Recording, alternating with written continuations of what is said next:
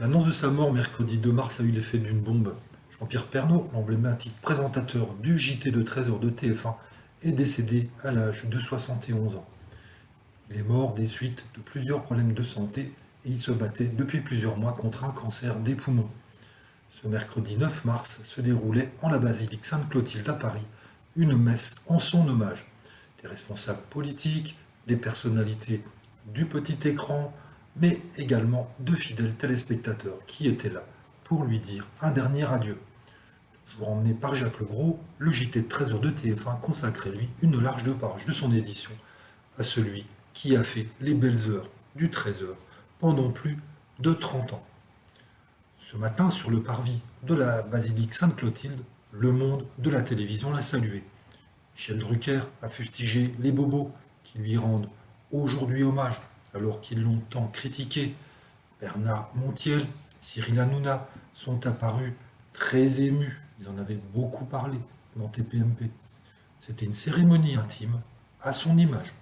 Elle a commencé au son de Que je t'aime de Johnny Hallyday, ce qui est pas étonnant puisque tous les deux se connaissaient bien. Johnny et Jean-Pierre s'appréciaient énormément.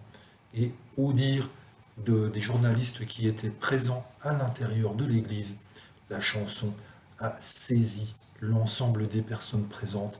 Ça donnait la chair de poule, disait le journaliste. Un autre journaliste, en duplex de Sainte-Clotilde, relate également que ses 4 enfants, Tom, Lou, Julia et Olivier, ont pris la parole. Il était un père souriant, généreux, attentif, drôle et parfois même un peu con, annonçait avec beaucoup de tendresse son fils Tom. Ses proches ont énuméré les moments passés en famille, les barbecues, les repas à rallonge, leur passion commune pour le sport automobile. Ses plus proches collègues de TF1 se sont aussi exprimés, notamment Evelyne Delia. J'ai parlé de notre amitié de plus de 40 ans.